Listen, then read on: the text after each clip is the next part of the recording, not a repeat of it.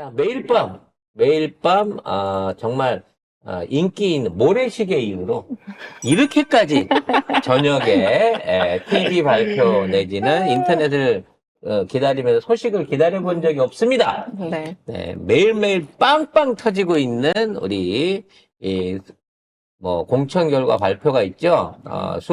수박밭의 제초 작업이 계속 진행이 되고 있는데요. 역시나 크게 걱정은 안 했지만 갑자기와 종환이까지 털어냄으로 인해서 사실 그동안 우리가 마음속에 품어왔던 수박들 중에 웬만한 수박은 한두 덩어리를 빼고는 거의 정리가 된 느낌이에요. 자, 기사 보도록 하겠습니다. 네, 어제 7차 경선 결과가 발표됐는데요. 현역 의원들이 다수 탈락했습니다. 우선 광주 서구갑에서는 조인철 전 광주시 문화경제부시장이 송갑석 의원을 이겼고요. 경기 고양정에서는 김영환 전 경기도의원이 이용우 의원을 이겼습니다. 충북 청주 흥덕에서는 도종환 의원이 떨어지고 이현희 민주연구원 부원장이 올라갔습니다. 전남 고흥 보성 장흥 강진에서는 문금주 전 전남 행정부지사가 김승남 의원을 꺾었습니다. 또 서울 중구 성동을에서는 박성준 의원, 강원 춘천 철원 화천 양구을에서는 전성 변호사, 또 전남 목포에서는 김원희 의원, 전남 순천 광양 곡성 구례에서는 손훈모 변호사가 공천받았습니다.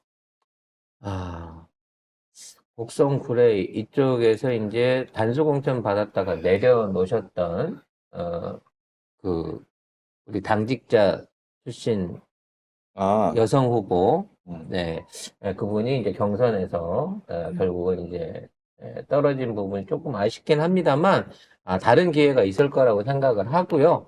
일단 제일 중요한 건 광주 전남 지역에서 현역 의원 물갈이가 거의 100%에 가깝게끔 진행되고 있고, 일부 이제 안 되신 분들은 우리 쪽 사람으로, 우리 민주 진영 쪽 사람을 인정받는 거고, 그동안 이제 제일 문제 있던 수박밭이 광주 전남 쪽이었거든요. 그래서 이쪽의 기득권이라든지, 이쪽 안에서의 그 지역 토호에 가까운 이런 부분이 있기 때문에, 말 그대로 전남도 그렇고, 경상도 TK도 그렇습니다만, 꽂아주면 뽑힌다, 이런 식의 얘기들이 있었는데, 이 관행들을 사실상 이번 공천혁명을 통해서 다 갈아엎은 거예요.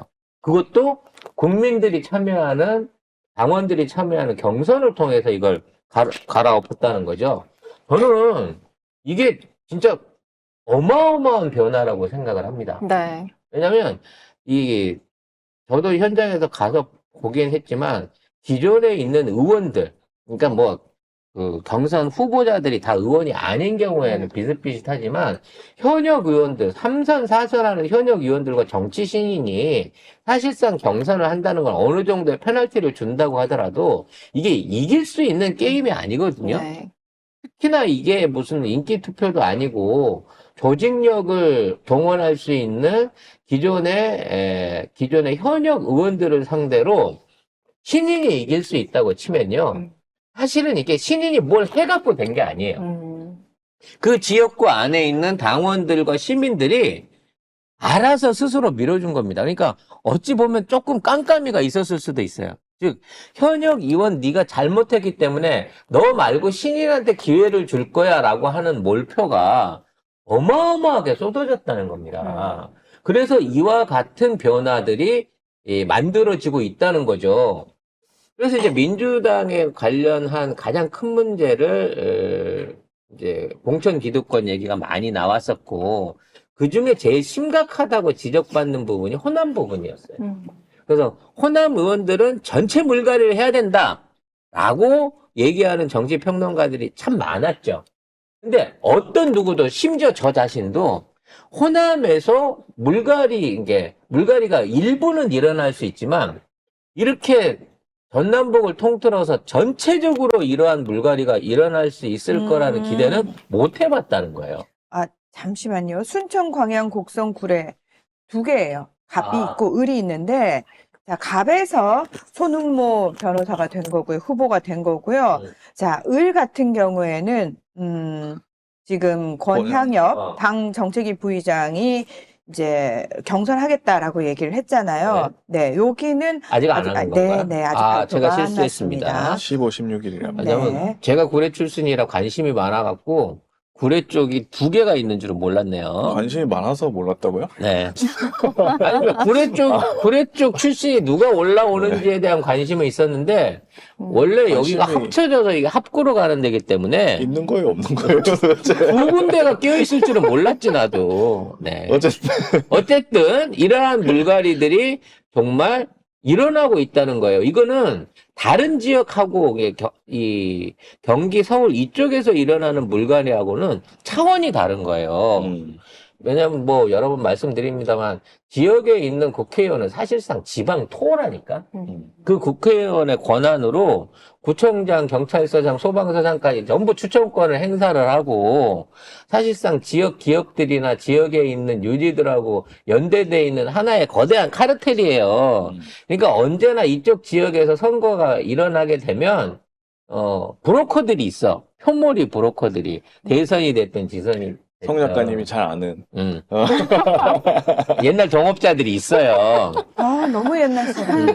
근데 이 사람들이 동원 안 된 게 아니에요. 그 사람들한테 당연히 기존에 있는 사람들은 나한테 표를 몰아줘라고 했을 거고, 네. 이 사람들도, 그거를 했겠지. 했는데도 불구하고 막상 표를 찍는 당원들이 반대표를 던져버린 거예요. 이게 위에서 이제 아마 저는 그렇게 생각해요. 호남 쪽에 있는 기득권 의원들 같은 경우에는 기존에 하던 대로 그 중간 표 모집책들한테 어느 정도의 이제 저기를 했을 겁니다. 연락을 했을, 걔들은 그게 기술이니까.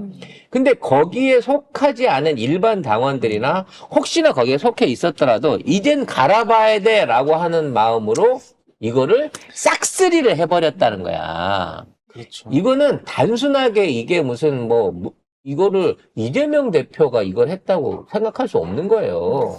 저는 이거 되게 바람직한 방향으로 우리가 가고 있다. 이제서야 유권자들이 제대로, 내가 유권자고 내가 할 수 있는 게 여기까지고, 그러니까 그전에는 그냥 무조건 선거 일날, 당일날, 투표일날 나가가지고 딱 민주당만 찍으면 내 할 일은 끝이야라고 생각했는데 그게 아니라, 왜냐면 그럴 수 없었던 게 뭐냐면 선택의 기회를 그동안 주지 않았어. 그리고 우리가 선택의 기회를 가질 수 있다는 생각을 사실 못 해봤어요. 그리고 지들 나름대로 저희 조직표가 있고 지들이 돌려본 수치가 있기 때문에 야 경선 해봤자 내가 이러는 이게 신인들하고 해갖고 당연히 이겨.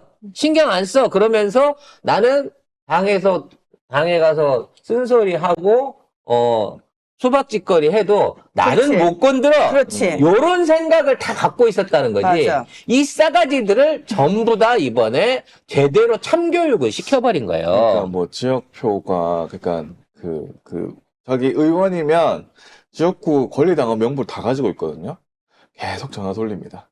선거 때 보면 전화를 하루 종일 돌리는 분들이 있어요. 선거 캠프에서 딱 해가지고 내가 이번에 여기 찍게 됐는데 이번에 여기 찍읍시다 이러면서 계속 그 얘기를 아침 밥 먹으면서부터 저녁 퇴근할 때까지 하시는 분들이 업으로 해. 근데 나는 그분들 전화번호 다 어디 봤는지 몰랐거든. 근데 자기가 다 가지고 있는 거야. 그리고 그 사람들이 다 찍을 수 있을 만한, 그러니까 자기가 뭔가 중간에 이게 연락책 같은 게 되는 거예요. 그런 사람들이 캠프에 있으면 계속 전화로 설득하고, 그러니까 이거는 그냥 권리당원이라거나 그냥 있는 사람들은 모르는 거잖아요. 근데 그렇죠. 거기서 지역에서 오래 한 사람들은 그 명부만 딱 가지고 있으면, 그리고 그 사람이 이때까지 활동해온 게 있기 때문에 전화만 돌리면 되는 거야. 그럼 후보는 밖에서 유세만 하고. 나 지금 이 얘기 들으면서 약간 소름 끼쳤던 게 뭐냐면, 일본의 세습 의원이 이런 식이잖아요. 그게 갑오처럼, 야, 내 아들한테 줄 건지 아니면 내 보좌관한테 줄 건지 그런 식으로 세습이 되는 거. 그거만 넘기면 되는 거잖아요. 그래서 이번에도 조직표는 동원이 됐어요. 네. 안 됐을 리가 없습니다. 근데 왜 뒤집어지느냐? 이 조직표를 상회하는 완전히 새로운 투표층이 늘어났다는 거야. 유입이 됐다는 거예요. 이번 경선의 투표율이 최소 60에서 70%까지 나왔어요.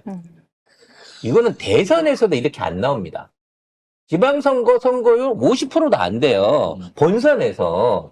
근데 경선에서 이미 70% 이상의 사람들이 참여해가지고 투표를 던진 거야. 응징표를 던진 거야.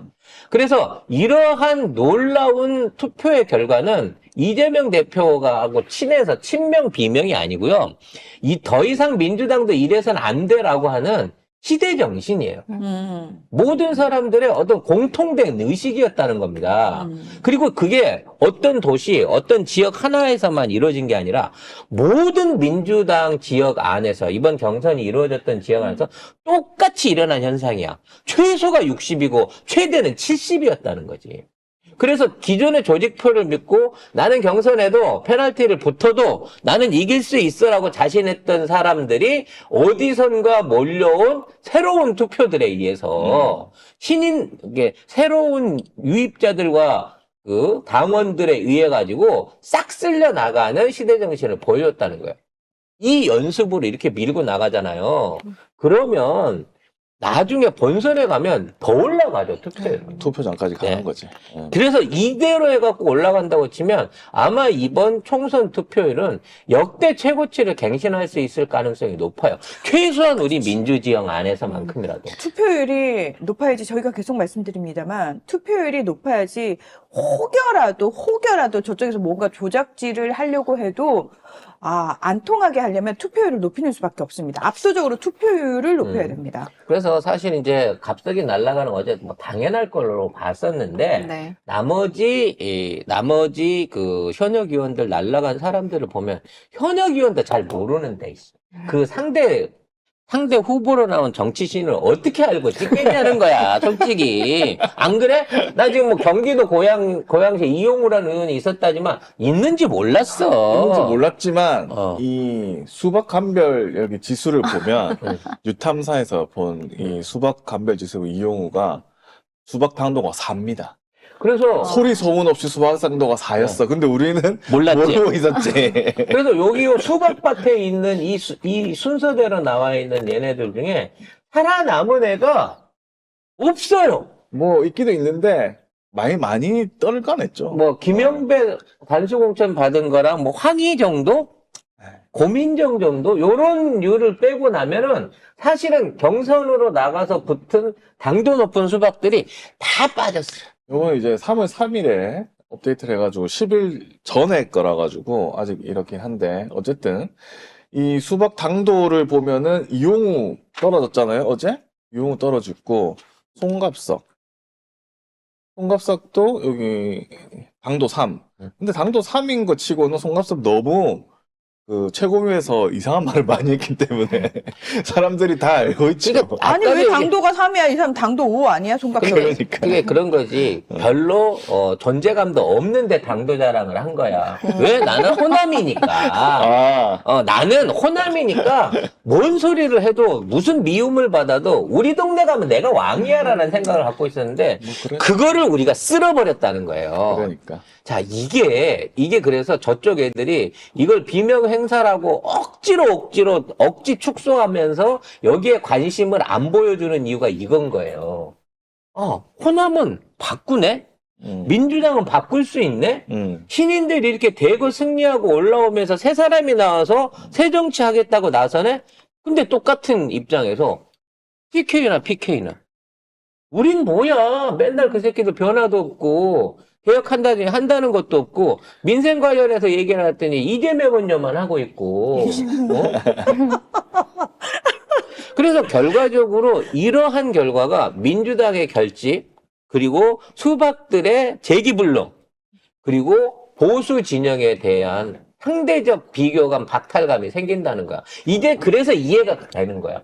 이를 찍어놓고 이로 이겼으면서 이 찍이라고 부르면 이건 혐오다라고 스스로 얘기를 할 수 있는 지금의 시대 정신을 고백을 하고 있다는 거죠. 아니 뭐 저쪽 커뮤니티에서도 민주당 지지자들 좋겠다면서 부럽다고 얘기를 하는 게 아니 자기들이 투표해서 진짜 떨궈낼 수 있다 이거를 보여주고 그 주변에 민주당 그 권리당원이 있는데 그 사람 보니까 막 미니 시리즈 보는 것처럼 좋아하더라. 그리고 내일 또 떨어뜨릴 거라고 막 그렇게 하는데 좋아하더 이게 당원 아니냐라고 막 그 펜코에서도 심지어 펜코에서 그런 얘기를 한대요. 지금. 그래서 가장 공포에 떨고 있는 거는 낙연이계, 수박계, 호남계에 꼭지 떨어진 수박들입니다.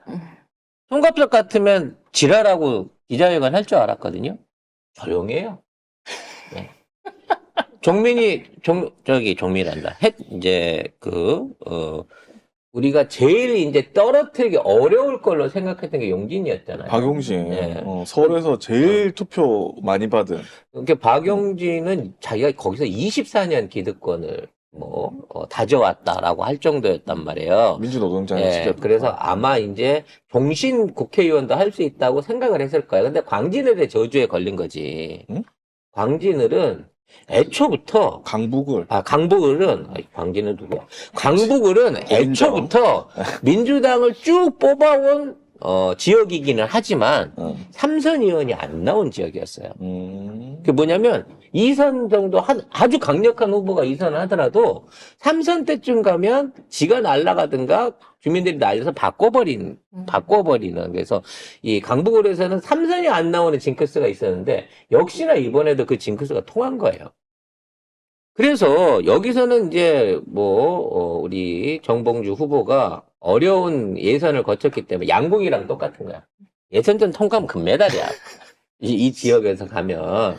그래서 이제 국회 입성을 하게 되겠고, 이제 기대치가 커지는 상황이에요. 근데 이번에 이 용준이도 그 얘기는 했어요. 자기가 당원 투표 안에서는 거의 오히려 49대 51 정도 더 받았는데, 나중에 한 2, 부가점 3%를 때문에, 더 받았다고. 그러니까 부가점 때문에 졌다 이러고 정치 신인 상대로 하면서 그 얘기를 하는데, 정작 안 밝히는 거 국민투표에서 얼마나 뒤집어졌는지 그 부분에 대해서는 지도 발표를 안 해요. 마찬가지로 송갑석이나 호남계에 있는 의원들 중에 배점표 다시 봅시다라고 얘기하는 사람이 없습니다. 왜? 알거든. 그냥 단순하게 51대 49로 졌으면 한번 까봅시다라는 시비를 거는데 깠더니 8대2야. 까는 순간 내가 더 망신스러운 거야. 까잔 얘기를 안 하고 조용히 다 승복하고 있어요. 송갑석 같은 경우에 나가가지고 낙연이당에 합류할 거라는 예측이 있습니다만 제가 보기에 못 나갑니다. 지금 있는 순간에 민주당 나가는 거 전해숙이 마지막이에요. 나가는 순간 자기가 정치 안 하겠다는 얘기밖에 안 되는 거거든요. 오죽하면 정민이가 거기에서 난 민주당이 싫어서 나간 게 아니니까 나중에 선거 끝나고 나면 우리 민주당이랑 당대당 통합도 할 수 있어요. 이런 개소리를 치고 있습니다. 야, 니네 30석 한다며. 최소 30석 한다면서. 아니, 내가 보기에 여기에 3석? 아니, 1석도 못 할 수도 있어요. 안 될 것 같은데, 보니까. 근데 뭔 당대당 통합이야. 잘하면 비례 한석 정도? 지금 유일하게 노릴 수 있는 게 비례 한석인데 그 비례 한석을 놓고 영입 인사들이 나 다 비례줘 하고 난리를 치고 있어요. 1번은 여성이어야 되기 때문에 거기 있는 누가 갈지 모르겠네. 그러니까 누가 거기서 비례를 차지할지 모르지만 비례도 사실은 가능성이 없는 겁니다. 저기서는 누가 여성이 나서서 1번을 차지하고 그거를 사퇴해서 물려주지 않는 이상 이제 저 당 안에서는 더 이상 의원이 나오지 않을 거라는 얘기예요. 그래놓고 그 후에 와갖고 나는 민주당을 미워하지 않습니다 라고 하면서 돌아오겠다고 개수작인 거야. 근데 왜 이런 얘기를 하겠냐고. 그만큼 시장 분위기라고 해야 되나? 지금 민심이 싸늘한 거예요. 김종민이 이 얘기를 하는 거는 자기가 출마해갖고 여러분 저 당선되면 민주당 돌아가기로 했어요 라고 이 얘기를 하기 위해서 이런 합의도 되지 않은 내용을 지 멋대로 막 던지는 겁니다. 공동대표라는 놈이. 그만큼 수박당도 온대. 그러니까 개판인 거예요. 난 좀 너무 어이가 없는 게 혼자 북치고 장구치고 난리 부르스를 다 추고 있어. 저 안에 있는 애들은 지들끼리 각자 정치한다니까. 오직하면 당명을 민주연합으로 바꾸자는데 안 돼 그래갖고 그것도 안 되고 있는 상황이잖아. 아니, 너무 웃긴 게, 그러니까 네가 통합을 얘기한다고 해서 네가 통합 얘기하면 다 통합, 그래요, 얘기해요라고 우리가 앉아줄 거라고 생각을 하는 것 자체가 아니 어렵게 암세포를 떼냈는데 뭐 하려고 아무 내가 댓글을 그걸 다시 붙여. 걸어봤다가 이식을 해.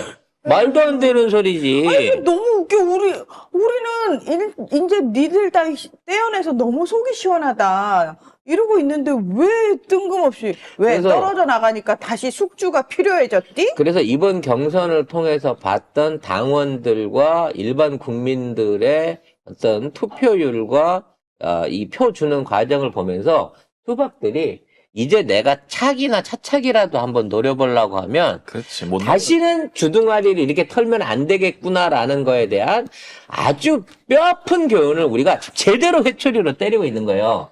내가 조금 뒤끝이 있는 것 같아. 민정아, 너는 이 입장에 대해서 어떻게 생각하니? 그러니까 민정이 어디 갔니? 경선했으면 어. 몰라. 그러니까. 지금 수박들 다 민정아, 너 왜 이럴 때 아무 말도 안 해? 뭐라도 한마디 해야지.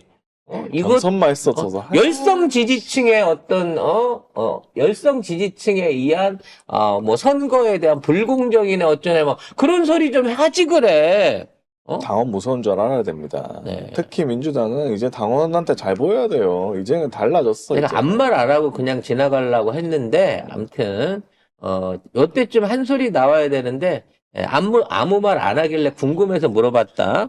이제 남은 과제가 있어요. 이제 우리 마지막 과제. 네. 이 히드라하고 저글링은 다 죽였어.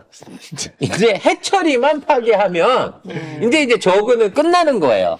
더 이상의 저글링도 생산해낼 수 없어. 에이, 이제 스포닝 풀까지도 다 없앴거든요. 이제 마지막 본진은 해처리. 저걸 날려놓으면 뭔가 또 저기에서 드론을 뽑아가지고 또 세력 확장을 날릴 수 있는 이 해처리만 날려버리면 됩니다. 오늘은 전해철하고 양문석 이렇게 나오고 그다음에 신동근도 있거든요. 신동근 대 거기는 모경종. 신경 안 쓰고 그냥 좀 마음을 놓고 봐야 모경종 될것 우리 같아요. 인터뷰도 했잖아요. 그러니까요. 어. 모경종 후보가 기적적으로 이길 수 있을지 그걸 보겠습니다만 어. 우리는 신동근도 수박당도 3이야. 당도 3인데 우리는 당도 50에 해체리만 봐. 네. 그래서 오후에 어떤 소식이 들려올지를 좀 우리가 지켜보도록 하겠습니다.